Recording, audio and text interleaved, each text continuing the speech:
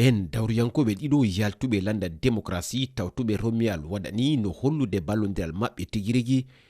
Houndété Guy Mitokpè meɗnoɓe wonde e ɓurɓe wawde ñewde laamu ngu ko hande noon ɓe goni e darade ko fewti Oorngal woote candidat landa laamu ngu e o alat Houndété jaɓɓima candidat maɓɓe nder wuro makko ko Pomase ɗon ɗo o suɓa député yagal laaɓi kewɗi e nder yewtere makko famminiri wondiɓe makko e tawtorede candidat laamu ngu daylaji waɗuɗi ha o tawti Romuald Wadagni. Ko gonga luural no wonno hakkunde amen kono kadi ko gonga won wayloji to banggue amen ɗi ɗaɓɓirta en yuɓɓinde darde men to banggue politique e komin ɗamini wona tan e men woppude haare men nde on mbaɗi neɗɗo e kala golle ɗe juɓɓinton ko ɗum rendini en. Himo tawano kadi e yeesoɓe ka Oorngal ngal o wonuno e waɗude to alaɗa ɗon ɗo Romuald Wadagni rokkimo yañorgal.